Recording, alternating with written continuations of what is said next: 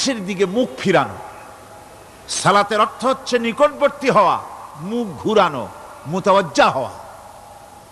ওই যে হযরত ইব্রাহিম আলাইহিস সালাম বলেছিলেন, ইন্নী ওয়াজ্জাহতু ওয়াজহিয়া লিল্লাযী ফাতারাস সামাওয়াতি ওয়াল আরদ। জানেন আপনারা?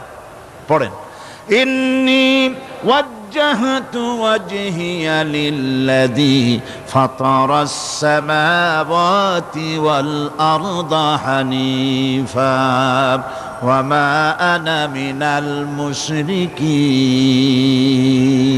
নিশ্চয় আমার মুখ ঘুরায় দিলাম কার দিকে? যিনি আকাশ এবং জমিনের স্রষ্টা, সব কিছুর মালিক যিনি, তার দিকে আমি মুতাওয়াজ্জা হলাম। নামাজের অর্থই হচ্ছে মুতাওয়াজ্জা হওয়া, মুখ ঘুরিয়ে দেওয়া, চেহারা ঘুরিয়ে দেওয়া। আর নামাজের আরেক অর্থ হচ্ছে নিকটবর্তী থেকে আরো নিকটবর্তী হওয়া। আল্লাহ রাব্বুল আলামিন বলেন, নিকটবর্তী হতে হলে ওয়াসজুদ ওয়াকতারিব, সেজদা দাও আর সেজদার মাধ্যমে আমার নিকটবর্তী হয়ে যাও। সেজদা দিলেই আল্লাহর নিকটবর্তী হওয়া যায়। কোন সুবহানাল্লাহ। সাহাবী, আল্লাহর নবীর সাহাবী প্রশ্ন করেছেন, নবীজি, বান্দা কখন আল্লাহর নিকটবর্তী হয়ে যায়? নবীজি বলেছেন, বান্দা যখন সেজদা দেয় তখন আল্লাহর বান্দার মাঝে কোনো হিজাব থাকে না, একদম আল্লাহ পাকের নিকটবর্তী হয়ে যায় বান্দা যখন সেজদায় পড়ে যায়। সুতরাং নামাজ হচ্ছে নিকটবর্তী হওয়া, সালাত এটা হচ্ছে নিকটবর্তী হওয়া। নামাজ ফরজ হওয়ার কারণ হচ্ছে এই যে মানুষ আল্লাহর বান্দা বা গোলাম হিসেবে সৃষ্টি হয়েছে, তাই একমুখী হয়ে রবের বন্দিগি করা এটা হচ্ছে তার স্বাভাবিক একটা প্রকৃতি। আল্লাহ রাব্বুল আলামিন এই প্রকৃতির দাবি মিটাবার জন্যই নামাজের ব্যবস্থা করেছেন। মানুষের ফিতরত, মানুষের নেচার, মানুষের ফিতরত হচ্ছে এই যে কারো না কারো কাছে মাথা নত করা, হাত জোড় করা, মাথা নত করা, সার্বভৌমত্বের মালিক কাউকে মনে করা। হাত জোড় করতে হলে, মাথা নত করতে হলে, সার্বভৌমত্বের মালিক হিসেবে কাউকে গ্রহণ করতে হলে আল্লাহর বিকল্প কেউ আছে নাকি?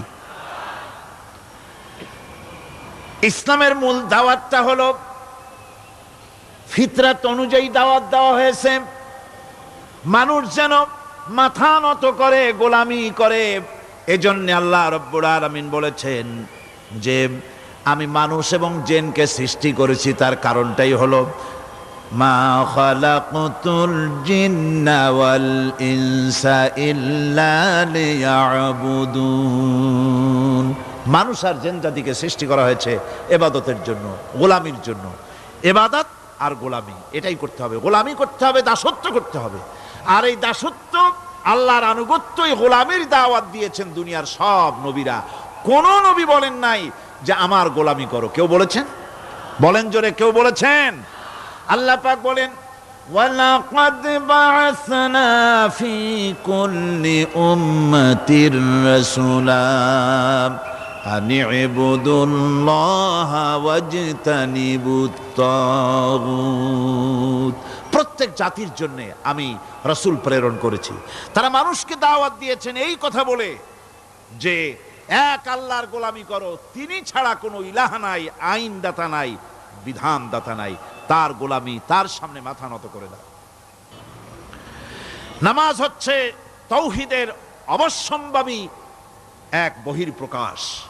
তাওহীদের জন্য তাওহীদবাদী মানুষ যারা, তাদেরকে নামাজ আদায় করতেই হবে।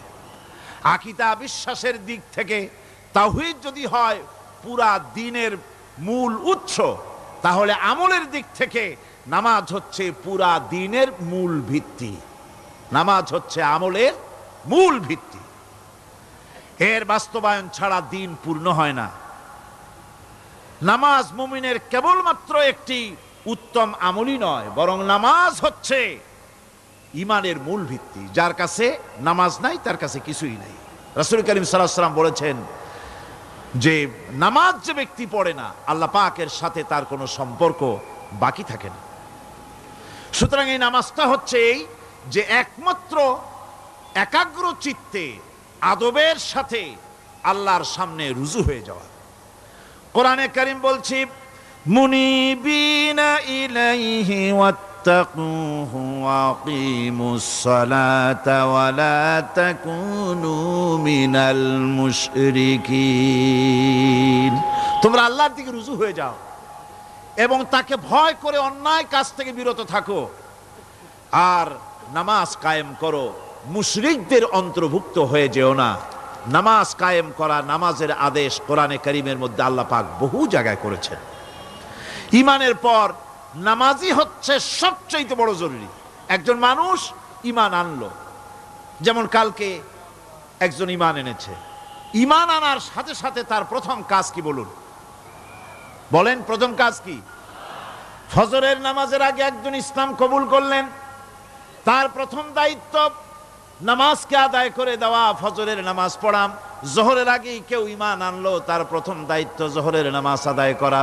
আসরের নামাজের আগে ঈমান এনেছে, তার প্রথম দায়িত্ব হলো আসরের নামাজ আদায় করা। তার মানে হলো ঈমান আনার পর একজন ঈমানদারের প্রথম দায়িত্ব হচ্ছে নামাজ। গুরুত্বপূর্ণ বিষয়, খুব ভালো করে শুনতে হবে, ইয়াদ রাখতে হবে প্রত্যেকটি মুসলমানের। এই নামাজ কি জিনিস, কেমনে আদায় করতে হবে, আদায় না করলে কি হবে, গুরুত্বপূর্ণ এই কথাগুলি প্রত্যেকের স্মরণ রাখতে হবে।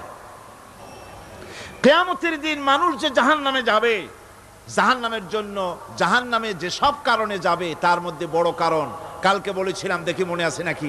বড় কারণ কয়টা? কয়টা? আলহামদুলিল্লাহ মনে আছে। আল্লাহ রাব্বুল আলামিন বলেন, ইয়াতাসাআলুনা আনিল মুজরিমিন। কিয়ামতের দিন অপরাধীদেরকে জিজ্ঞেস করা হবে, মা সালাকাকুম ফি সাকার, জাহান্নামে কেন আসছো? জবাবে তারা বলবে, ক্বালু লাম নাকু মিনাল মুসাল্লিনা ওয়া লাম নাকু নুতঈমুল মিসকিন। নামাজ পড়ি নাই আর এতিম মিসকিনদের খেতে দেই নাই, এই কারণেই জাহান্নামে এসেছি। কন নাউযুবিল্লাহ। নামাজ যারা পড়বে না জাহান্নামে যেতে হবে। কোথায় যেতে হবে?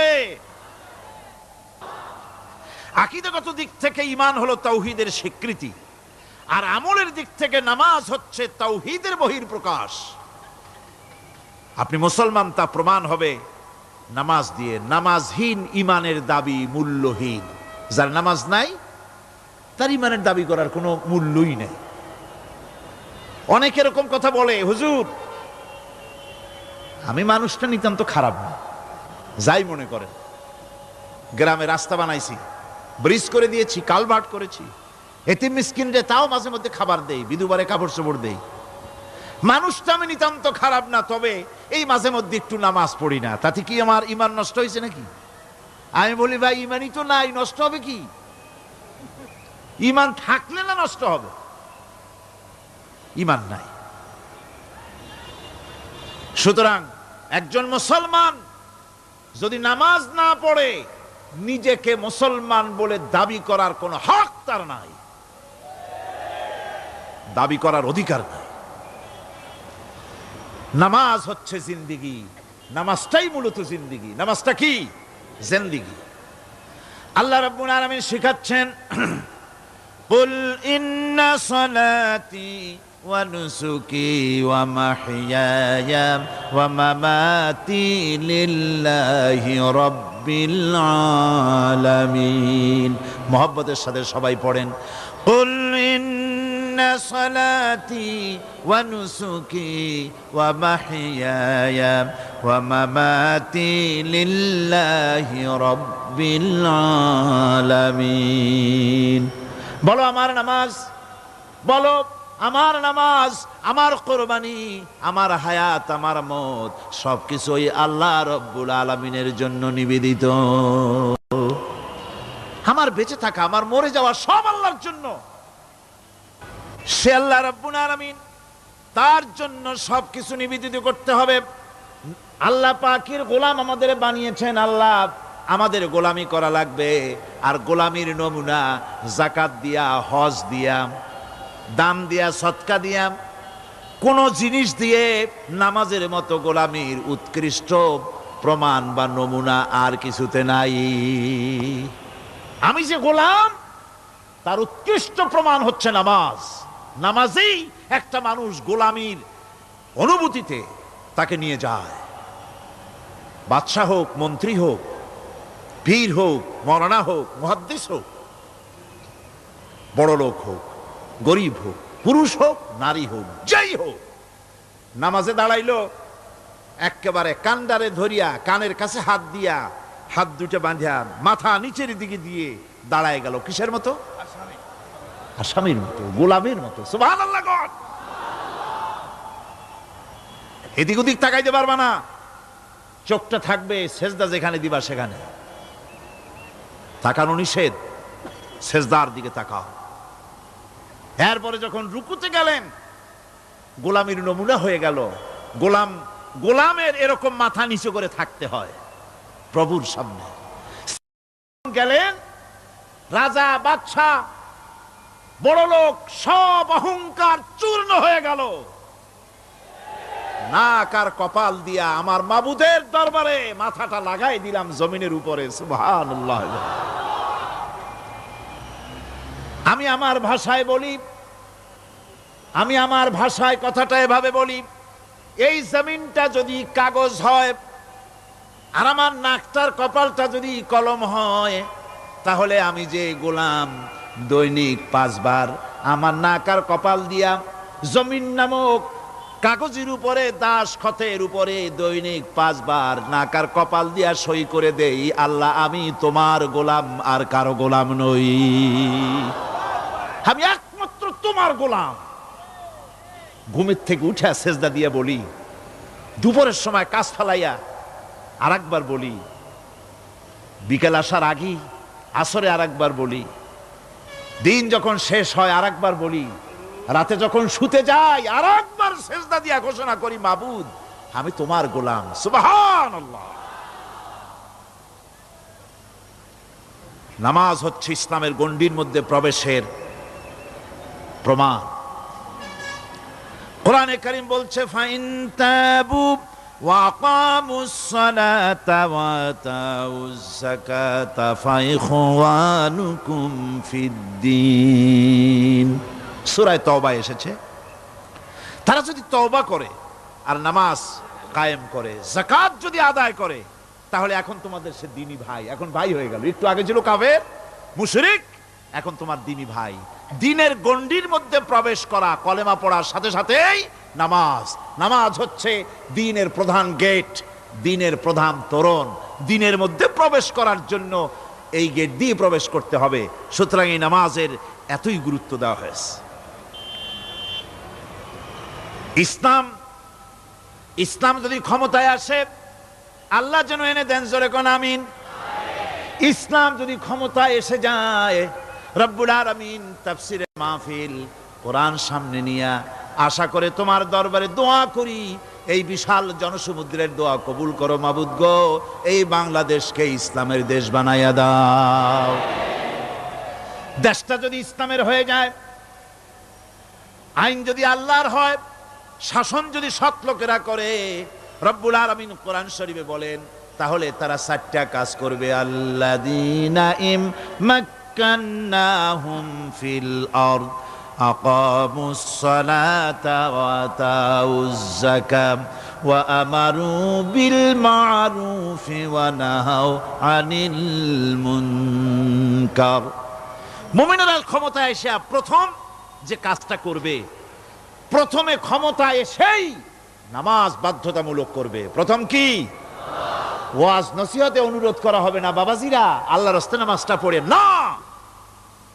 রেডিও এবং টেলিভিশনের মাধ্যমে রাষ্ট্রপ্রধান অর্ডার করে দিবেন, আজ থেকে বাংলাদেশের 12 কোটি তাওহীদি জনতা, নারী পুরুষ যারা আকেল বালিগ, সকলের জন্য নামাজ বাধ্যতামূলক, নামাজ পড়তেই হবে। এটা অর্ডার। বেলা যখন একটা বেজে যাবে, বেলা যখন একটা বাজবে সমস্ত মসজিদে আজান শুরু হয়ে যাবে। আজানের সাথে সাথে অফিস, আদালত, কল কারখানা, ক্ষেত খামার, শিক্ষাঙ্গন সব ডেডলক হয়ে যাবে। আধা ঘন্টার জন্য বন্ধ হয়ে যাবে। যারা মুসলমান অফিসে, কলেজে, ইউনিভার্সিটিতে সর্বত্র তারা নামাজের জন্য প্রস্তুতি নেবেন। আধা ঘন্টার ভিতরে নামাজ আর খানা সেরে আবার কলেজ চলবে, বিশ্ববিদ্যালয় চলবে, কল চলবে, কারখানা চলবে, ক্যান্টনমেন্ট চলবে, সেক্রেটারিয়েট চলবে, সব আপন গতিতে চলতে থাকবে। আল্লাহর রহমত, বরকত আকাশ ফেড়ে নাজিল হয়ে যাবে। আর এই অর্ডার যে দেওয়া হবে, নামাজ পড়বেন সেখানে। থানায় যখন আজান হবে, থানায় আজান হয়ে গেছে, থানার স্টাফ, পুলিশ যারা আছে জামাতে খাড়া হয়ে যাবে, ইমামতি করবেন ওসি সাহেব। এসপির অফিসে এসপি সাহেব ইমামতি করবেন, ডিসি সাহেব তার অফিসে ইমামতি করবেন, মন্ত্রী সেক্রেটারিয়েট ইমামতি করবেন, প্রেসিডেন্ট বঙ্গভবন ইমামতি করবেন, বিশ্ববিদ্যালয়ের ভাইস চ্যান্সেলরের ইমামতিতে সে জায়গার মুসলমান ছাত্র ছাত্রী, শিক্ষক শিক্ষয়িত্রী এক জামাতে নামাজ আদায় করবে। এই যদি হয় চিত্র দেশের, অপরাধ থাকবে? থানায় ওসি সাহেব নিজেই যদি জামাতের ইমামতি করেন, এইভাবে নামাজ আদায় করেন পুলিশদের নিয়া জামাতে, ঘুষ আর খাবে তারা? এসপি সাহেবের অফিসে, ডিসি সাহেবের অফিসে মন্ত্রীরা যদি এভাবে নামাজ কায়েম করে, তাহলে কি অন্যায় অপরাধ কিছু থাকবে সমাজে? থাকবে না। সুতরাং নামাজ বাধ্যতামূলক করে দেওয়া হবে। নামাজ বাধ্যতামূলক, সকলকে নামাজ পড়তে হবে। নামাজ হচ্ছে অপকর্মের প্রতিবন্ধক। নামাজ পড়লে অন্যায় কাজ থেকে বাঁচার পথ। অন্যায় থেকে বাঁচাই কিসে? নামাজ।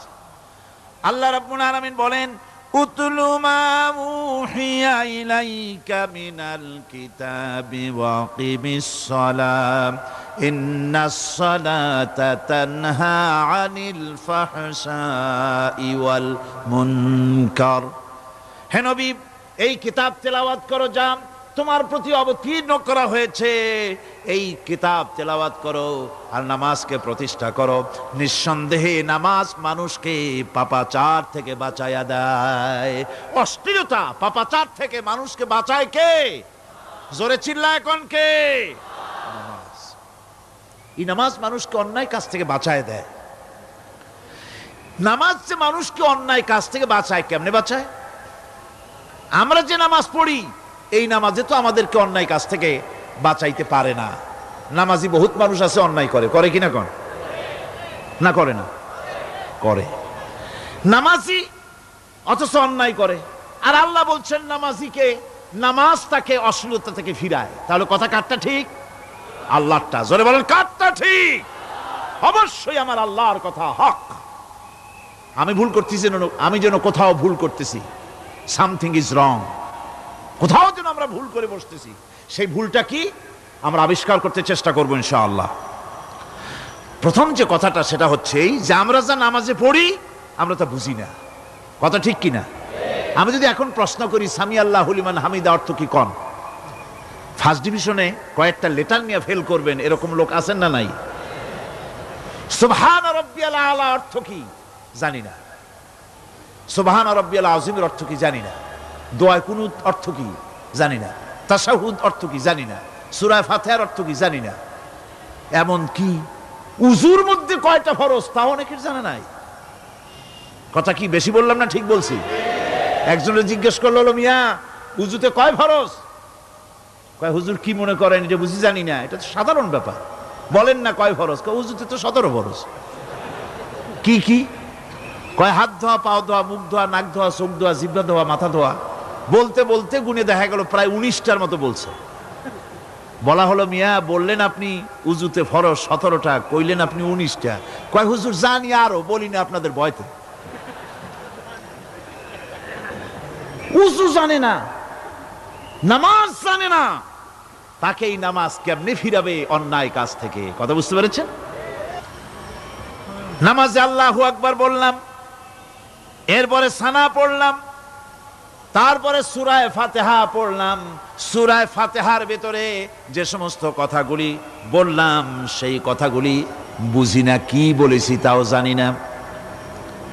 এরপরে সুবহান রাব্বিয়াল আলা বলেছি, সুবহান রাব্বিয়াল আযীম বলেছি, সামি আল্লাহু লিমান হামিদা বলেছি। অর্থ কি জানি না।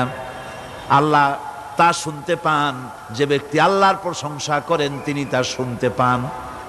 নামাজের মধ্যে আইডিয়া দেওয়া হচ্ছে, তুমি যে আল্লাহর জন্য নামাজ পড়তেছো, প্রশংসা করতেছো, এটা এমন নয় যে আল্লাহ পাক দেখছেন না বা শুনতেছেন না। তুমি যা বলতেছো, প্রশংসা করতেছো, আল্লাহ পাক তা শুনতে পাচ্ছেন। সামি আল্লাহু লিমান হামিদা, সুবহান রাব্বিয়াল আলা। আমি মহান সর্বশ্রেষ্ঠ আল্লাহ রাব্বুল আলামিনের পবিত্রতা ঘোষণা করছি, আমি তার প্রশংসা করছি। সূরা ফাতিহার কি আমরা বলি আপনারা ব্যাখ্যা দেখে বুঝে নিয়েন, সেগুলি আমি এখানে বলে বাকি কথা সব শেষ করতে পারবো না। নামাজে কি পড়েন সেটা যদি জানতেন, অবশ্যই আল্লাহ রাব্বুল আলামিনের কথা কার্যকরী হয়ে যেত। ইন্নাস সালাতা তানহা আনিল ফাহশাই ওয়াল মুনকার। নামাজ মানুষকে পাপের কাজ, অশ্লীলতা থেকে ফিরাতে পারে। আল্লাহ ইন্না বসায়ছেন, নিশ্চয়ই, বেশক, অবশ্যই নামাজ পাপ থেকে ফিরাবে। কিন্তু কেমনে ফিরাবে নামাজ তো বুঝি না, নামাজ তো বুঝি না। খালি সেজদা দেয় জনমের মতো। আর সেজদা কি? নামাজে যদি দেখে ইমাম দেরি করতেছে, আত্তাহিয়াত পড়তে দেরি হয়ে যাচ্ছে, পিছন থেকে সিগন্যাল মারে, ঠিক কিনা? বেয়াদব, বেয়াদব। তোমার নামাজ, তোমার আত্তাহিয়াত আগে শেষ হয়েছে, তাতে কি হয়েছে? চুপ করে বসে থাকো। ইমামকে কাশি দিয়া সতর্ক করার অধিকার তোমার নাই। যদি ইমামকে সতর্ক করার জন্য কাশি দিয়ে থাকো, তোমার নামাজ ফাসেদ হয়ে যাবে। এটা ফাজলামি করার জায়গা না, এটা নামাজ। এর নাম কি? ধীরে সুস্থে নামাজ পড়তে হবে। অনেকে মসজিদটারে মনে করে জেলখানা। ঢুকতে যত দেরি, বেরোতে পারলে যেন বাসে যান ছটফট করে। সিনেমার মধ্যে গিয়ে ঘন্টার পর ঘন্টা বসে থাকে, খারাপ লাগে না? মসজিদে কেরাত যদি একটু লম্বা পড়ে, পিছনে বসে খালি কি যে করে, মনে মনে বলতে থাকে যে ইমাম এমন কাঁচা ছাড়া ছাড়ি না। আর গান যখন শোনে, শুনতেই থাকে, কত মজা, ঘুম আসে না। নাউযুবিল্লাহ। সুতরাং নামাজে কি পড়েন সেটা আপনাকে বুঝতে হবে। সঠিকভাবে নামাজ পড়ার পরও যদি কোনো মানুষের সঠিকভাবে, ভালো করে শোনেন, সঠিকভাবে নামাজ পড়ার পরেও যদি কোনো মানুষ পাপের থেকে না ফেরে, তাহলে বুঝতে হবে একথা, পানি আর সাবান দিয়া কাপড় ধুলে কাপড়ের ময়লা যাবে, কিন্তু পানি আর সাবান দিয়া কয়লা জনমের মতো ধুইলেও কয়লার ময়লা যাবে না। কথা বুঝে আসছে? এর থেকে আর উত্তম দৃষ্টান্ত আমার কাছে নাই। নামাজ পড়ার পরেও যদি চরিত্র ভালো না হয়, বুঝতে হবে নামাজ হচ্ছে না, কাঙ্ক্ষিত মানের নামাজ আদায় হচ্ছে না। আল্লাহর নবী বলেছেন, যার নামাজ পাপ কাজ হতে ফিরাতে পারলো না, তার নামাজ নামাজি নয়। আবার শুনুন, রাসূল বলছেন, যার নামাজ তাকে পাপের কাজ থেকে ফিরাতে পারলো না, তার নামাজ নামাজ নয়। ওইটা নামাজ হয় নাই, যার জন্য তার পাপ থেকে তারে ফিরাইতে পারছে না। আর কিয়ামতের দিন বেনামাজিরা সবচাইতে বেশি অপমানিত হবে। সবচাইতে বেশি অপমানিত হবে কারা? বেনামাজিরা। কিভাবে? ইয়াউমা ইউকশাফু আন সাকিন ওয়া ইউদআউনা ইলাস সুজুদি ফালা ইস্তাতিউন। সেদিন কঠিন সময়, আল্লাহ রাব্বুল আলামিন লোকদেরকে সিজদা করার জন্য বলবেন, কিন্তু যারা বেনামাজি ছিল দুনিয়ায়, তারা সিজদা দিতে পারবে না। বলেন নাউযুবিল্লাহ। অবস্থাটা কি হবে?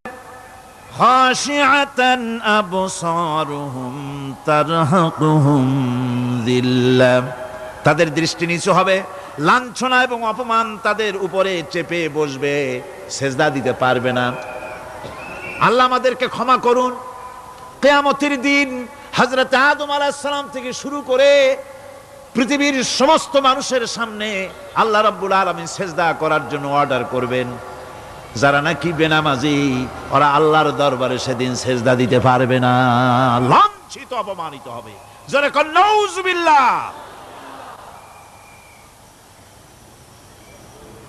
নামাজ, মুমিনের নামাজ একরকম, মুনাফিকের নামাজ হলো আর এক রকম। মুনাফিকরাও নামাজ পড়ে, পড়ে কিনা কন? মুনাফিকেরাও নামাজ পড়ে। মুনাফিকেরা যখন নামাজ পড়তে যায়, আল্লাহ রাব্বুল আলামিন বলতেছেন ওয়া ইযা কামু ইলাস সালাতি কামু কুসালা। মুনাফিকেরা যখন নামাজ পড়তে দাঁড়ায়, নামাজে আসে ঠিক তারা, কিন্তু নামাজের জন্য দাঁড়ায় খুব শৈথিল্যভাবে দাঁড়ায়, কাহিলি সুস্তি, এ জায়গা চুলকায়, পায়জামা ধরে টান দেয়, টুপিটা ঘুরে আয়, এদিক ওদিক তাকায়। মুনাফিকের নামাজ দেখলেই ঠিক পাওয়া যায় যে বেটা মুনাফিক। এইভাবে সে দাঁড়ায়। তার নামাজটা কি জন্য? ইউরাউনান নাসা ওয়া লা ইয়াযকুরুনাল্লাহা ইল্লা কালিলা। তাদের নামাজ হচ্ছে মানুষকে দেখাবার নামাজ। নাউযুবিল্লাহ। এখন দেখবেন এই মৌসুম আসছে, নামাজের মৌসুম, বেনামাজিদের নামাজের মৌসুম। জনসভা হচ্ছে, নির্বাচন আসতেছে, নামাজে রক্ত হয়ে গেছে, তাড়াতাড়ি আজান হয়ে গেল, টুপি না থাকলে রুমাল একটা মাথায় দিল, উজু আছে কি না আছে, আল্লাহু আকবার, যা আছে কপালে হয়ে যাক। মানুষকে দেখাবার জন্য এরা নামাজ পড়ে। এরা আল্লাহ শরণার্থে নামাজ খুব কম লোকই করে। এরা হচ্ছে মুনাফিক। দুনিয়া এবং আখিরাতে কল্যাণের জন্য একমাত্র মাধ্যম হচ্ছে নামাজ। দুনিয়াও যদি কল্যাণ চাই, আখিরাতেও যদি কল্যাণ চাই, তাহলে এর জন্য কি করতে হবে? কি করতে হবে? আমার কথা নয়, আল্লাহ রাব্বুল আলামিনের কথা শুনুন। রব্বুল আলামিন বলেন ক্বাদ আফলাহাল মুমিনুন আল্লাযীনা হুম ফি সালাতিহিম খাশিউন ওয়াল্লাযীনা হুম লিয-যাকাতি ফাঈলুন ওয়াল্লাযীনা হুম লিফুরুজিহিম হাফিজুন। নিশ্চিতভাবে সেই সব মুমিন কল্যাণ লাভ করবে, নিশ্চিতভাবে। তারা হচ্ছে ওই সব লোক যারা নিজেদের নামাজ ভীতি মিশ্রিত বিনয়ভাবে, ভীতি মিশ্রিত অবস্থায় বিনয়ের সাথে যারা নামাজ আদায় করে, যারা বেহুদা কাজ থেকে বিরত থাকে, যারা যাকাতের পন্থায় কর্মতৎপর হয়, আর যারা নিজের লজ্জাস্থানকে হেফাজত করে। এরপরে আল্লাহ পাক বলেন ওয়াল্লাযীনা হুম লিআমানাতিহিম ওয়া আহদিহিম রাউন ওয়াল্লাযীনা আলা সালাওয়াতিহিম ইউহাফিজুন ওয়াল্লাযীনা আলা সালাতিহিম হাফিজুন। আর যারা তাদের আমানতকে পূর্ণ করে, আমানত এবং তাদের ওয়াদা চুক্তি পূর্ণ করে, এবং যারা নিজেদের নামাজ সমূহকে পূর্ণভাবে হক আদায় করে নামাজ পড়ে, নামাজের যারা হেফাজত করে, এরা কারা? এরা হচ্ছে উলাইকা হুমুল ওয়ারিসুন আল্লাযীনা ইয়ারিসুনাল ফিরদাউসা হুম ফিহা খালিদুন। এরা হচ্ছে সেই সব লোক, এরা উত্তরাধিকার হচ্ছে জান্নাতের উত্তরাধিকার, জান্নাতুল ফিরদাউসে আল্লাহ রাব্বুল আলামিন এই গুণ বিশিষ্ট লোকদের জন্য জায়গা করে দিবেন। জোরে কোন সুবহানাল্লাহ। নামাজকে পড়তে বলা হয়নি, কোরআন শরীফে বলা হয়েছে নামাজ কায়েম করো। কি বলা হয়েছে কন্ত দেখি? নামাজ কায়েম করো, নামাজ পড়ো। এই কথা কিন্তু কোরআন শরীফে কোনো জায়গায় আছে নাকি? এখন কায়েম করা কারে বলে? একটা গুরুত্বপূর্ণ আরেকটি বিষয়। নামাজ কায়েম করতে বলা হয়েছে। কায়েম কি? কায়েমটা হচ্ছে দৃষ্টান্ত স্বরূপ বলা যায় যে জিনিসটা সমাজে প্রতিষ্ঠিত আছে ওইটারে বলে কায়েম হওয়া, আর যেটা প্রতিষ্ঠিত নাই ওটা কায়েম নাই। কায়েম মানেই হলো প্রতিষ্ঠিত থাকা। যেমন আমাদের দেশে, আমাদের সমাজে নারী পুরুষ শিশু বৃদ্ধ সকলেই কাপড় পরা, শাড়ি পরা, লুঙ্গি পরা, এই কাপড় পরাটা কায়েম আছে, প্রতিষ্ঠিত আছে না নাই? যার কারণে কাপড় পরা সমাজে কায়েম আছে বলে উলঙ্গ মানুষ সমাজে খুঁজে পাওয়া যায় না, পাগল ছাড়া। ঠিক কিনা? একটা বাচ্চাকেও যদি উলঙ্গ হতে বলেন এখানে, 5 বছর 6 বছরের একটা বাচ্চাকেও, সে কিন্তু রাজি হবে না। ঠিক কিনা? যেহেতু কাপড় পরা সমাজে প্রতিষ্ঠিত আছে, সেহেতু উলঙ্গ মানুষ পাওয়া যায় না, কাপড় পরাটাই এখানে প্রতিষ্ঠিত। সুতরাং এখন অবস্থাটা এই হয়েছে, কাপড় পরা প্রতিষ্ঠিত আছে বলে কোন উলঙ্গ মানুষ এসে যদি এই মঞ্চে দাঁড়ায় আর বলে আমাকে একটু বক্তৃতা করতে দেন, আপনারা কি করবেন? মঞ্চে তো উঠতেই দিবেন না। উলঙ্গ মানুষ যদি কোনো চাকরি নিতে যায় ইন্টারভিউতে, তাকে লাইনে দাঁড়াইতে দেবে? দেবে না। এমনকি উলঙ্গ হয়ে যদি বাড়িতে প্রবেশ করে, তার বউ দূর দূর করে তাড়ায় দেবে। ঠিক কিনা? যেহেতু সমাজের ভিতরে কাপড় প্রতিষ্ঠিত আছে, সেই জন্য এই উলঙ্গ মানুষ পাওয়া যায় না। অনুরূপ ভাবে নামাজ যদি প্রতিষ্ঠিত হতো সমাজের ভিতরে, তাহলে বেনামাজি খুঁজে পাওয়া যেত না। চাকরি করতে গেলে সেখানে নামাজ মানদণ্ড হয়ে যেত, নামাজ পড়ে কিনা তা দেখে নেওয়া হতো। বেনামাজি লোক পাওয়াই যেত না যদি প্রতিষ্ঠিত থাকতো। প্রথম প্রশ্নই হতো তুমি নামাজ পড়ো কিনা। ইলেকশনে যদি একজন উলঙ্গ মানুষ এসে দাঁড়ায়, ভাইরা এবার আমার বোতল মার্কা বাক্স, উলঙ্গ মানুষ এসে ভোটে দাঁড়াইছে, আপনারা ভোট দিবেন? দিবেন। ওইটা কাপড় প্রতিষ্ঠিত আছে বলে, লুঙ্গি প্রতিষ্ঠিত সমাজে আছে বলে উলঙ্গ মানুষকে আপনি ভোট দিবেন না। নামাজ যদি প্রতিষ্ঠিত থাকতো সমাজে, বেনামাজি মানুষ যদি এসে মঞ্চে দাঁড়ায়া যতই বলতো আমি ক্ষমতায় গেলে এই করব সেই করব, নামাজ প্রতিষ্ঠিত থাকলে পরে বেনামাজিরে কেউ ভোট দিত না। নামাজ যদি প্রতিষ্ঠিত থাকতো, তাহলে অফিসের অফিসার তো দূরের কথা, বেনামাজি অফিসের ঝাড়ুদারের চাকরিও তার কিসমতে জুটতো না, যদি নামাজ প্রতিষ্ঠিত থাকতো। এর নাম হলো নামাজ কায়েম হওয়া। নামাজ কায়েম থাকলে এই অবস্থার সৃষ্টি হতো। এই জন্য আল্লাহ পাক বলেছেন নামাজকে কায়েম করতে হবে। নামাজ হবে সব ভালো কাজের মানদণ্ড। সমস্ত ভালো কাজের মানদণ্ড কি? নামাজ। নামাজ আমাদেরকে বড় রকমের শিক্ষা দেয়। কি শিক্ষা দেয়? নামাজ আমাদের শিখায় ঐক্য আর ভ্রাতৃত্ব। ভ্রাতৃত্বের আর ঐক্যের শিক্ষা দেয়। এক নেতার আনুগত্য করা শিখায়। জামাত যত বড় হোক, ইমাম হবে কয়জন? একজন ইমাম হবে। আর এই ইমাম মানে কি? নেতা। ইমাম মানে কি? নেতা নির্বাচন শিখায় নামাজে। নেতা নির্বাচন কে শিখায়? নামাজ শিখায়। বোঝেন খুব ভালো করে। কিভাবে? মনে করুন চট্টগ্রাম শাহী মসজিদে ইমাম প্রয়োজন। এখন সেই ইমাম নেওয়ার জন্য ইন্টারভিউ কল করা হলো, বিজ্ঞাপন দেওয়া হলো পত্রিকায়। অনেক আলেম আসলেন।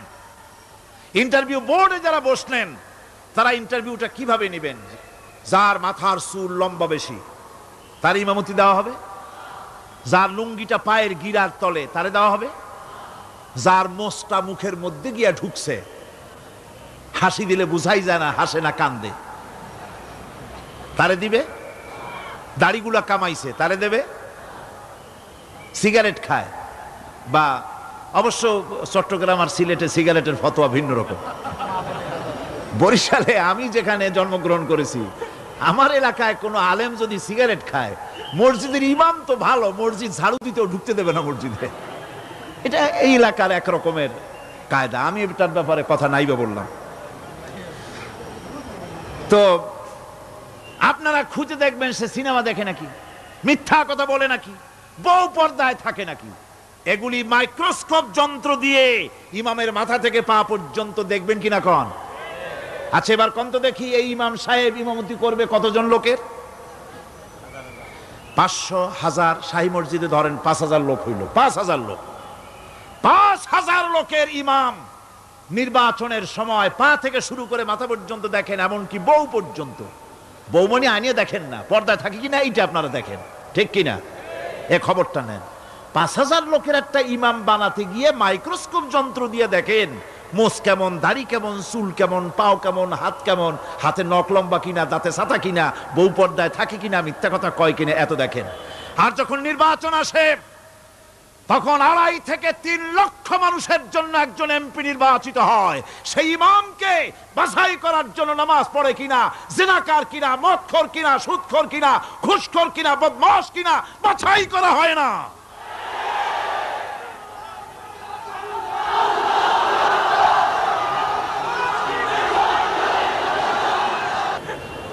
নামাজ আমাদেরকে এটা শিখায় ইমাম কেমনে বানাইতে হবে। কোন সুবহানাল্লাহ।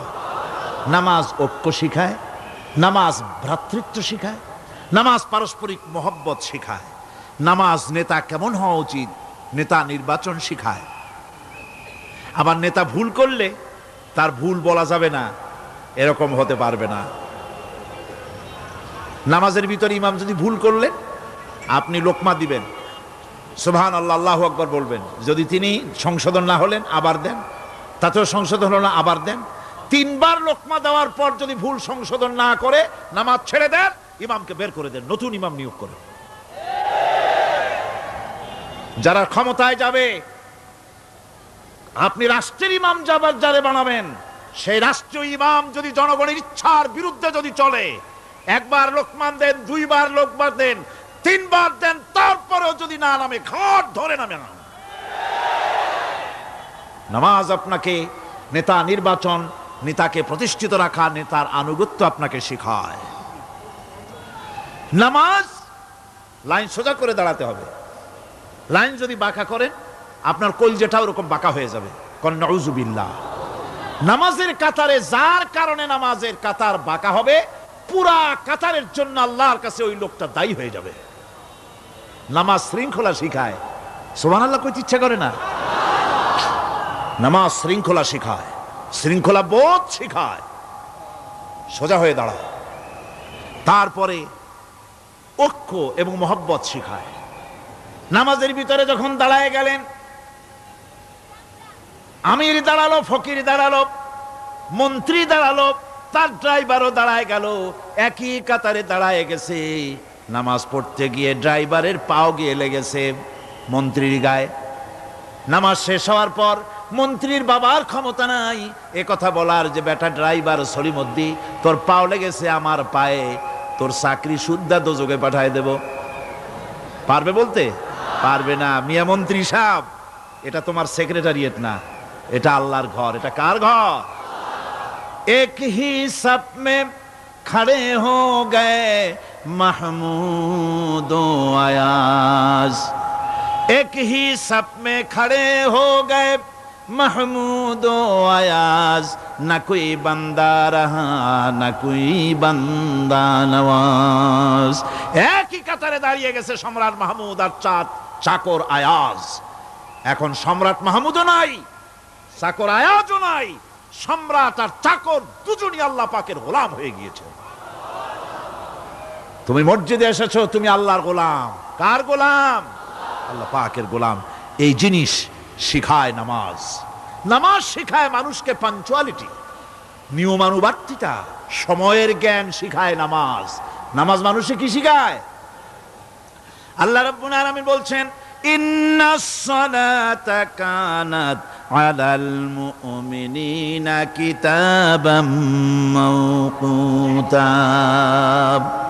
নিঃসন্দেহে নামাজ মুমিনদের নিয়মানুবর্তিতার সাথে ফরজ করা হয়েছে, তাদের উপরে নিয়মানুবর্তিতার উপরেই, সময়ের উপরে নামাজকে ফরজ করা হয়েছে। আপনার আন্দাজ মতো আপনি পড়তে পারবেন না, সময় মতো পড়তে হবে, আউয়াল ওয়াক্তে পড়তে হবে। আমার দেশের মসজিদগুলিতে ফজরের নামাজ পড়া হয় এমন সময় পূর্ব দিক ফর্সা হয়ে যায়। ইমাম সাহেব যদি ভুল করেন, নামাজ যদি দোহরাতে যান, তাহলে সূর্য উদয় হয়ে যাবে, এমন অবস্থা। নামাজ এত দেরিতে পড়া হয়। প্রত্যেক ওয়াক্তের নামাজ আউয়াল ওয়াক্তে পড়ার জন্য রাসূল সাল্লাল্লাহু আলাইহি ওয়াসাল্লাম তাগিদ করেছেন। সময়ের দিকে লক্ষ্য রাখতে বলা হয়েছে। যেই জাতির, লক্ষ্য করুন, যে জাতির দৈনিক 5 বার টাইমলি অক্ত মতো সময় মতো নামাজ আদায় করতে হয়, দুর্ভাগ্যজনক সত্য সেই জাতির কাছে সময়ের কোনো দাম নাই। সময়ের দাম নাই। 9টার গাড়ি কয়টায় আসবে? 9টার গাড়ি কয়টায় আসবে? একদিন দেখা গেল সত্যি 9টার সময় এসে গেছে। যাত্রীরা বলছে মাশাআল্লাহ, অন্তত একটা দিন তো 9টার সময় আসলো। স্টেশন মাস্টার বলছে না, খুশি হওয়ার কারণ নাই, আজকের না, এটা গতকালকেরটা। আমার আমেরিকার সফরের সময়, যে বাড়িতে আমি আমেরিকায় থাকি, কুইন্স এলাকায়, নিউ ইয়র্ক সিটিতে, সে বাড়িওয়ালা চাকরি করে। সে আমাকে বলল 10টি বছর আমি একটা ট্রেনে যাতায়াত করি। সে বলছে রাত 3:45 ট্রেনটা আসে, ওই ট্রেনে চড়ে সে তার কর্মস্থলে যায়। বলল 10টা বছর আমি এখানে আছি, 10 বছরের ভিতরে এই ট্রেনটা 1 মিনিটের জন্য এদিক ওদিক করলো না, ঠিক 3:45 এসে হাজির হয়ে গেছে। ঝড় হোক, বৃষ্টি হোক, স্নো পড়ুক, বরফ পড়ুক, টাইমলি চলতেছে। দুনিয়ায় ভিন্ন জাতিরা যে উন্নতি করে তার পেছনে সময়ের জ্ঞান তাদের অনেক বেশি আমাদের থেকে, কথা ঠিক কিনা? আমাদের সময়ের জ্ঞান নাই, সময়ের কোনো মূল্য আমরা দেই না। 2টার সময় মিটিং হবে, মন্ত্রী সাহেব আসেন 5টার সময়, ঠিক কিনা? বক্তৃতার জন্য সময় দেওয়া হয়েছে 20 মিনিট, নাহমাদু অনুসল্লি আলা কইয়া সুর দিয়া 35 মিনিট গেছে নাহমাদু কইতে কইতে। সময় 20 মিনিট, তা তার মনেই নেই। এই যে সময়ের জ্ঞান নাই, এটা ব্যর্থতা। নামাজ মানুষকে সময়ের জ্ঞান শিখায়, কোন আলহামদুলিল্লাহ। এই সময়ের জ্ঞান আমাদেরকে শিখতে হবে। এবার আমি আপনাদের সামনে বলতে চাই, আল্লাহর নবী জনাবে মুহাম্মদ রাসূলুল্লাহ সাল্লাল্লাহু আলাইহি ওয়াসাল্লাম নামাজের ব্যাপারে কি বলছেন। এতক্ষণ তো আল্লাহর কথা শোনালাম, কার কথা শোনাইছে? আমার আল্লাহর নবী বলেন, নবীকে প্রশ্ন করা হলো, ইয়া রাসূলুল্লাহ আইয়ু শাইইন আহাব্বু ইনদাল্লাহি ফিল ইসলাম, ইসলামের মধ্যে আল্লাহর কাছে কোন জিনিসটা বেশি প্রিয়? আল্লাহর কাছে ইসলামের কোন জিনিসটা বেশি প্রিয়? হুজুর বললেন আস-সালাতু লিওয়াক্তিহা, মান তারাকা সালাতান ফালা দীনা লাহু ওয়াস-সালাতু ইমাদুদ্দিন। আল্লাহর কাছে সবচাইতে বেশি প্রিয় হচ্ছে নামাজ। সবচাইতে প্রিয় কি? নামাজ। ওয়াক্ত মতো নামাজ আদায় করা আল্লাহ পাকের বেশি প্রিয়। আর এই নামাজ হচ্ছে দ্বীনের খুঁটি। এটা দ্বীনের কি খুঁটি? এই যে খুঁটিগুলো আছে, খুঁটিগুলো ফালাই দিলে তারপর আপনার এই প্যান্ডেল থাকবে? থাকবে না। বিল্ডিং এর পিলার ভেঙে দেন, বিল্ডিং টিকবে? ঘরের খুঁটিগুলি উড়ায় ফেলেন, ঘর টিকবে? টিকবে না। দ্বীনের খুঁটি হচ্ছে নামাজ। লা দীনা লিমান লা সালাতা লাহু, যার কাছে দ্বীন নাই, যার কাছে নামাজ নাই, তার কাছে কি নাই? দ্বীন নাই, ঈমান নাই। আল্লাহর নবী বলেছেন, ওয়ান জাবিরিন রাদিয়াল্লাহু তাআলা আনহু قال قال رسول الله صلى الله عليه وسلم بين العبد وبين الكفر ترك الصلاة। আল্লাহ পাকের নবী বলেন, আল্লাহর বান্দার মুমিন, আল্লাহর বান্দার কাফের, দুইজনের মধ্যে পার্থক্য হলো, যে ব্যক্তি নামাজ পড়ে সে আল্লাহর গোলাম, যে নামাজ পড়ে না সে কাফের হয়ে গেল। যে নামাজ পড়লো না সে কাফের হয়ে গেল। মান তারাকা সালাতান মুতাআম্মিদান ফাকাদ কাফারা, যে ব্যক্তি ইচ্ছে করে নামাজ ছেড়ে দিল সে কাফের হয়ে গেল। বলেন নাউযুবিল্লাহি মিন যালিক। এই জন্য নামাজ আদায় করা বাধ্যতামূলক প্রত্যেকটি মুসলমানের জন্য। রাসূল করিম সাল্লাল্লাহু আলাইহি সাল্লাম একটা দৃষ্টান্ত দিয়েছেন, কারো বাড়ির সামনে যদি একটা নাহার থাকে, একটা পুকুর থাকে, একটা খাল থাকে প্রবাহিত, এতে যদি ওই বাড়িওয়ালা দৈনিক 5 বার গোসল করে, তাহলে তার গায়ে কি কোনো ময়লা থাকে? হুজুর, সাহাবীরা বললেন না হুজুর, থাকে না। হুজুর বললেন এটাই হলো নামাজের দৃষ্টান্ত। 5 ওয়াক্ত নামাজ যে আদায় করবে সে গুনাহ থেকে আল্লাহ পাক তাকে পবিত্র করে দিবেন। সুবহানাল্লাহি ওয়া বিহামদিহি। আমার ভাইয়েরা, নামাজ পড়লে পরে এক জুমা থেকে আর এক জুমা পর্যন্ত মানুষ যে সমস্ত গুনাহ করে, কবিরা গুনাহগুলি বাদে, শিরক আর কবিরা গুনাহগুলি বাদে যত গুনাহ আছে তার কাফারা হয়ে যায়। নামাজ যে সঠিকভাবে আদায় করবে, এই নামাজটা একটা কঠিন কাজ। নামাজটা কি কাজ? কে বলতেছেন কথা? আল্লাহ পাক। ওয়া ইন্নাহা লাকাবীরাতুন ইল্লা আলাল খাশিঈন। নামাজ একটা ভারী জিনিস, একটা কঠিন জিনিস। কাদের জন্য কঠিন নয়? যারা নাকি আল্লাহ পাককে ভয় করে। আল্লাযীনা ইয়াযুন্নুনা আন্নাহুম মুলাকু রাব্বিহিম ওয়া আন্নাহুম ইলাইহি রাজিউন। যারা নাকি একথা মনের ভিতরে ধারণা করে যে আল্লাহ রাব্বুল আলামিনের দরবারে আমার হাজির হওয়া লাগবে, মোলাকাত করা লাগবে, এই চিন্তা যারা করে তাদের জন্য নামাজ মোটেই কষ্টকর নয়, নামাজ মোটেই তাদের জন্য অসহনীয় নয়, বোঝা নয়, ভার নয়। তারা নামাজ আদায় ঠিকই করবে। এই জন্যে বিবি বাল বাচ্চা সকলকে নামাজের জন্য তাগিদ করতে হবে। যত ভাই এখানে এসেছেন নিজেরা পড়বেন, বিবি বাল বাচ্চাকে তাকিদ করবেন। আল্লাহ পাক বলছেন ওয়ানজির আশীরাতাকাল আকরাবিন, তোমার নিকটবর্তী যারা আছে তাদেরকে তুমি আল্লাহর ভয় দেখাও, নামাজের জন্য তাদেরকে বলো, আল্লাহর ভয় তাদের অন্তঃকরণের মধ্যে সৃষ্টি করে দাও। আর এই নামাজ পড়তে হবে জামাতের সাথে। নামাজ পড়তে হবে কিছুর সাথে? জামাতের সাথে। রাসূল করিম সাল্লাল্লাহু আলাইহি ওয়াসাল্লাম বলছেন, হুজুরের কাছে, আল্লাহর নবীর কাছে হযরতে আবু হুরায়রা রাদিয়াল্লাহু তাআলা আনহু হাদিসটি বর্ণনা করেছেন। হুজুরের কাছে একজন অন্ধ লোক এলো। সেই অন্ধ লোক এসে বললেন, হুজুর আমি তো চোখে দেখি না, জামাতের যে গুরুত্বের কথা আপনি বললেন, আমাকে কি রুখসত দেওয়া যায় নাকি? আমি অনেক সময় সাথী সঙ্গী পাই না, আমাকে কি রুখসত দেওয়া যায় নাকি? হুজুর বললেন, হ্যাঁ তোমাকে রুখসত দেওয়া গেল। অন্ধ যখন হেঁটে যাচ্ছিলেন নবীজি তাকে আবার ডাকলেন, ডেকে জিজ্ঞেস করলেন, অন্ধ নামাজের মসজিদের আজান কি তোমার কানে যায়? বলে, হ্যাঁ আমি আজান শুনি। হুজুর বললেন, আজানের জবাব দিবা, মসজিদে এসে জামাতে নামাজ পড়বা। একজন অন্ধকে রুখসত দেওয়া হয় নাই। মসজিদে আজান শোনার পর ঘরে বসে যদি নামাজ আদায় করেন, নামাজের হক আদায় হবে না। হুজুর সাল্লাল্লাহু আলাইহি ওয়াসাল্লাম বলেছেন, মসজিদে আজান হওয়ার পর যে ব্যক্তি ঘরে বসে নামাজ পড়ে, আমার ইচ্ছা হয় ঘরটা আগুন দিয়ে জ্বালায় দেই। কে বলতেছেন?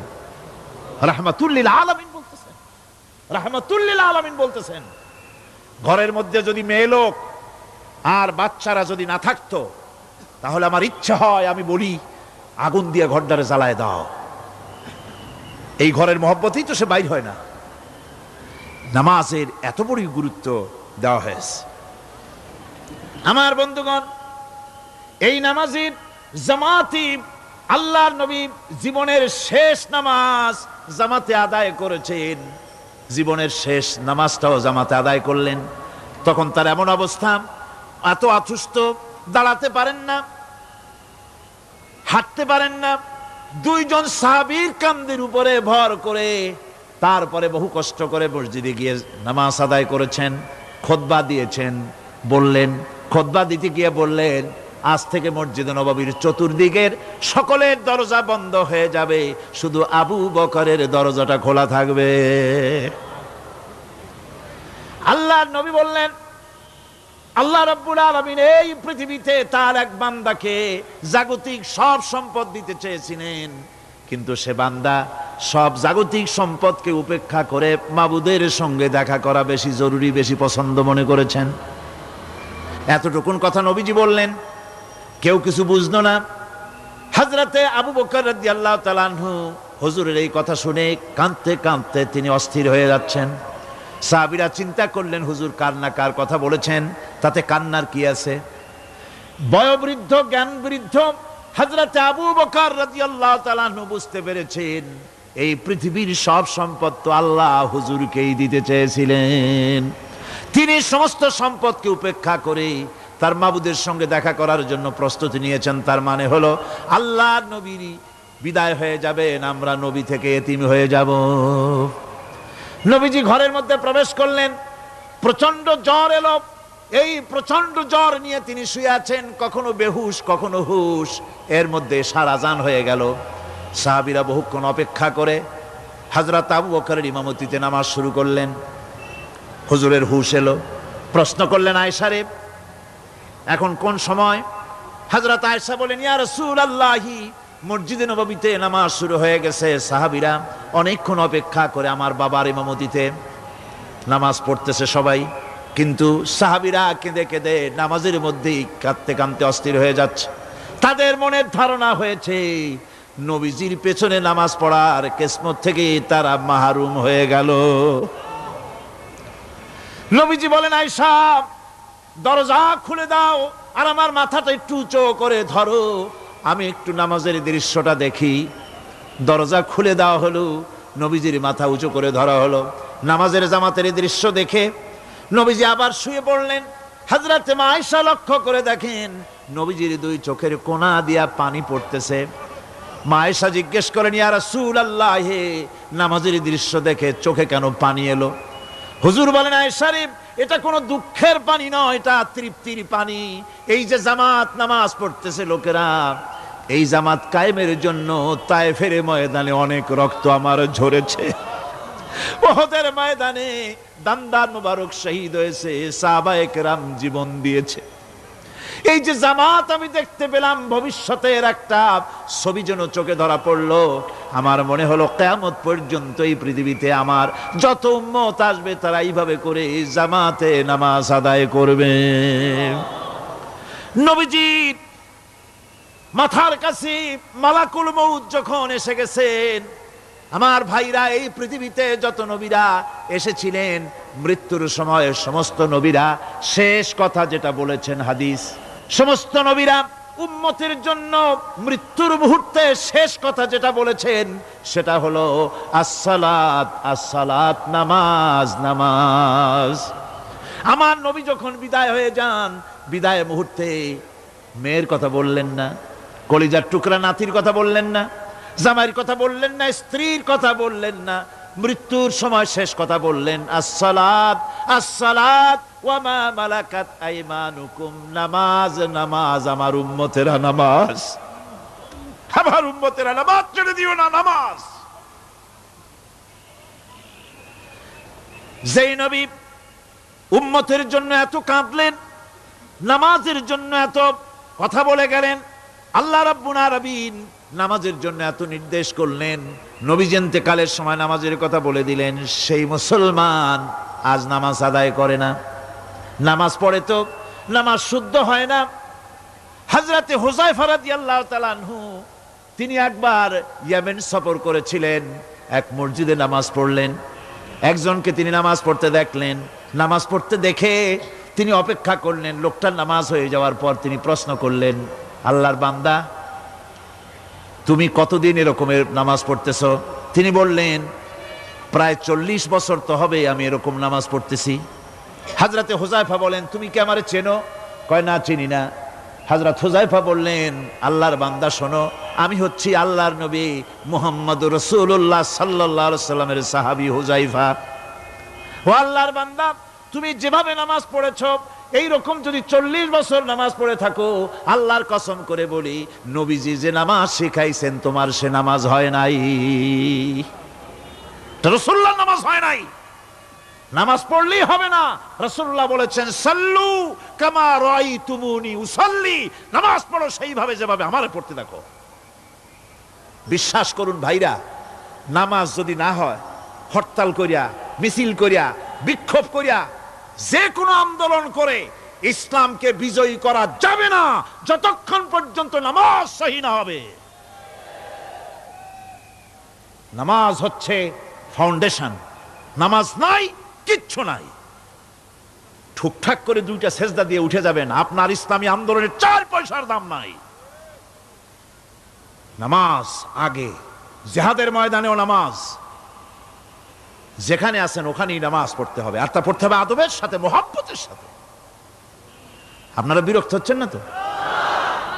হাদিস শরীফ থেকে শোনাচ্ছি, আল্লাহর নবী এক জিহাদ থেকে ফিরে এসেছেন, রাত কাটাচ্ছেন, শিবির তাবু গেড়েছেন, কয়েকজনকে পাহারার দায়িত্ব দিলেন রাতের বেলায় পাহারা দিতে। বাই রুটেশন, 2 জন ঘুমাবে, 2 জন পাহারা দেবে। 2 জনের ভাগ্যে পাহারা পড়লো রাত 12টার পরে, পাহারা দিতেছেন। 2 জনের একজন বলল, 2 জন জেগে না থেকে আমরা একজন ঘুমাই, একজন পাহারা দেই, কোনো অসুবিধা হলে আমার উঠায় দিও। বলে ঠিক আছে। একজন ঘুমায় গেল, একজন পাহারা দিতেছে। তিনি আবার মনে করলেন খামোখা দাঁড়ায় না থেকে সময়টা নামাজের মধ্যে কাটায় দেই। তিনি নামাজ পড়া শুরু করে দিলেন। দুশমন এসে গেছে। দুশমন দূরে দেখতেছে, একটা গাছের মতো দেখা যায়, অন্ধকারে মানুষ না গাছ বোঝার জন্য তীর নিক্ষেপ করলো। তীরটা এসে তার বাম হাতের ভিতরে বাহুতে ঢুকে গেল। নামাজ ছাড়লেন না। এরপরে দুশমন আর একটা তীর মারল, সেই তীরটার ডান বাহুতে লেগে গেল।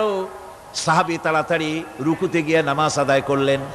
আর ওই দুশমন বুঝতে পারলো যেটা মানুষ। দুশমন দৌড় দিল। নামাজ শেষ করে সাথীকে উঠালেন। সাথী উঠে দেখে দুই দিকে দুই তীর বসানো। ভাই, তোমার গায়ে তীর কেন? বললেন, আপনি যখন ঘুমায় গেলেন আমি ভাবলাম খামোখা দাঁড়ায় থেকে সময় নষ্ট না করে সময়টা নামাজের মধ্যে কাটাই।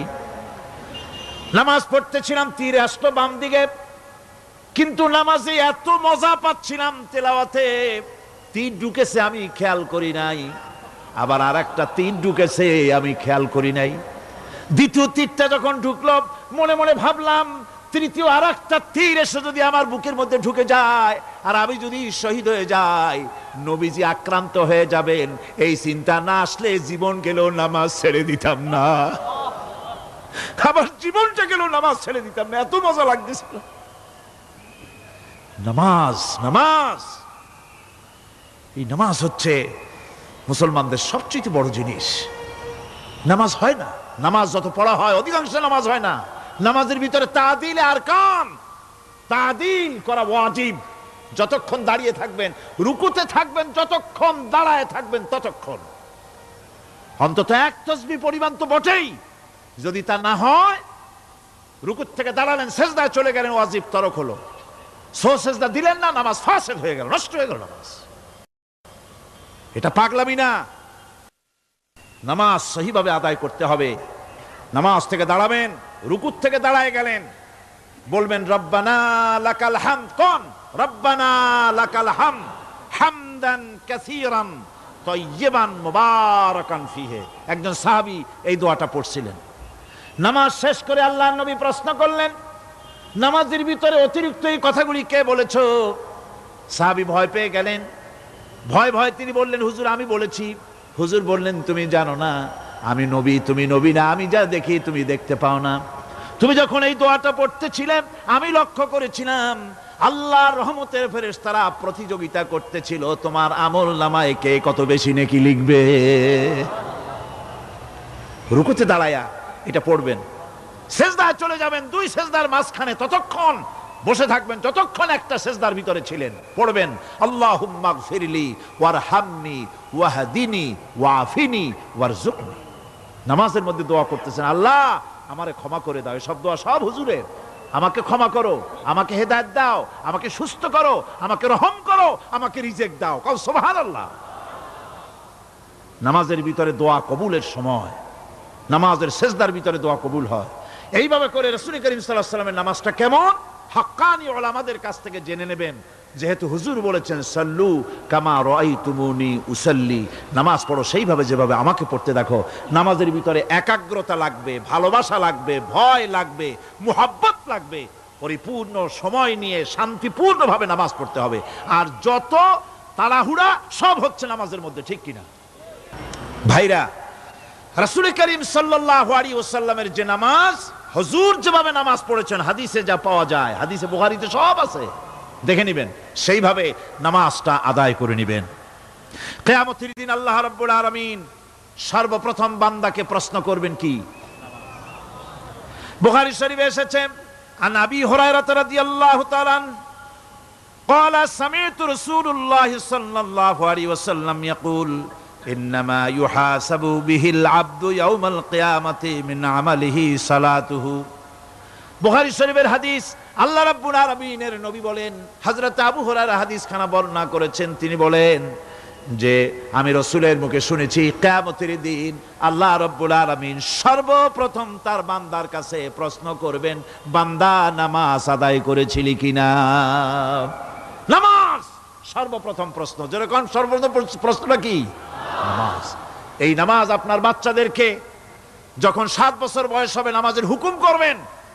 10 বছরে নামাজ না পড়লে প্রহার করতে বলা হয়েছে। নামাজের জন্য কড়াকড়ি করতে হবে। পুরুষ নারী মেয়েদের মাসের ভিতরে কখনো কখনো তাদের যে সমস্ত মাসলা মাসাইল আছে সেই অনুযায়ী কখনো তাদের ক্ষমা আছে, বাকি তাদের নামাজ পড়তে হবে। আর পুরুষের জন্য পাগল হয়ে যাওয়া, বেহুশ হয়ে যাওয়া ছাড়া নামাজ মাপ নাই, নামাজ পড়তেই হবে। এই যে নামাজ, যে নামাজ না হলে ঈমান থাকবে না, ঈমান নষ্ট হবে, কিয়ামতে জাহান্নামে যাওয়া লাগবে, এসব কথা শোনার পর আজকের তাফসীরুল কোরআন মাহফিলে আমরা কি ওয়াদা করতে পারি যে আমরা মালাকুল মউত যতক্ষণ পর্যন্ত আমাদের মাথার কাছে না আসবে নামাজ ছেড়ে দেব না? এই ওয়াদা কি করতে পারি? দুই হাত উঁচু করুন, বলেন ইয়া আল্লাহ, আমি তোমার নামে শপথ করছি, যতদিন মালাকুল মউত আমার মাথার কাছে না আসতেছে ততদিন পর্যন্ত ফরজ নামাজ, ফরজ রোজা ছেড়ে দেব না। ইয়া আল্লাহ, মৃত্যু পর্যন্ত আমার এই ওয়াদা পালনের তৌফিক আমাকে দান করো, আমিন। আল্লাহ পাক আমাদের এই ওয়াদা মঞ্জুর করুন, জোরে কোন আমিন। আলোচনার শেষ পর্যায়ে এখন আমরা মুনাজাতের দিকে যাব। দাঁড়ানো ভাইয়েরা সবাই বসেন, মুনাজাতের শরীক হন। আল্লাহ রাব্বুল আলামিন নামাজের জন্য আমাদেরকে দোয়া শিখাই দিয়েছেন, কোন সুবহানাল্লাহ। কে শিখাইছেন দোয়া? আল্লাহ পাক দোয়া শিখালেন, রব্বি জাআলনি মুকিমাস সালাতি ওয়া মিন যুররিয়াতি রব্বানা ওয়া তাকাব্বাল দুআ। আয় আল্লাহ, আমারে, আমার বিবি বাল বাচ্চারে নামাজের উপরে প্রতিষ্ঠিত করো। আল্লাহ, তুমি দয়া করে দোয়া কবুল করো, জোরে কোন আমিন। এ দোয়া আপনারাও করবেন, আমিন, আল্লাহুম্মা আমিন। রব্বানা যালামনা أنفسنا وإن لم تغفر لنا وترحمنا لنكونن من الخاسرين ربنا لا تزغ قلوبنا بعد إذ هديتنا وهب لنا من لدنك رحمة إنك أنت الوهاب। আয় আল্লাহ তাআলা, বিশাল এই জনসমুদ্র, লক্ষ লক্ষ জনতা তোমার দরবারে বিনতি ভরা কণ্ঠ নিয়ে তোমার দরবারে আরজ করতেছি। আমরা যা আলোচনা করলাম, দরুদ ও সালাম পড়লাম, মেহেরবানি করে রাসূল করিম সাল্লাল্লাহু আলাইহি সাল্লামের রূহ মুবারকে হাদিয়া পৌঁছায়া দাও। আয় আল্লাহ তাআলা, तमाम পৃথিবীর মাটির নিচে যত মুমিন মুমিনাত শুয়ে আছেন তাদেরকে ক্ষমা করে দাও। আমাদের মা বাপ যাদের দুনিয়া থেকে বিদায় হয়ে গেছে, আল্লাহ কবরগুলিকে জান্নাতের টুকরা বানায়া দাও। রব্বিরহামহুমা কামা রব্বায়ানি সগীরা। আয় আল্লাহ তাআলা, সমগ্র বিশ্বে যত মুসলমান আছে সব মুসলমানদের গুনাহ মাফ করে দাও, সমস্ত মুসলমানদের বিপদ মুসিবত দূর করে দাও। রব্বুল আলামিন, এই মাহফিলে আমরা যারা এসেছি গুনাহ করে তো জীবনটারে শেষ করে ফেলাইছি, রব্বুল আলামিন জীবনের সব গুনাহ মাফ করে দাও। রব্বানা তাকাব্বাল মিন্না ইন্নাকা আনতাস সামিউল আলিম ওয়া তুব আলাইনা ইন্নাকা আনতাত তাওয়াবুর রহিম। সুবহানা রাব্বিকা রাব্বিল ইজ্জাতি আম্মা ইয়াসিফুন ওয়া সালামুন আলাল মুরসালিন আলহামদুলিল্লাহি রাব্বিল আলামিন। ওয়াজআল আখির কালিমাতিনা ইনদাল মাউত লা ইলাহা ইল্লাল্লাহু মুহাম্মাদুর রাসূলুল্লাহ।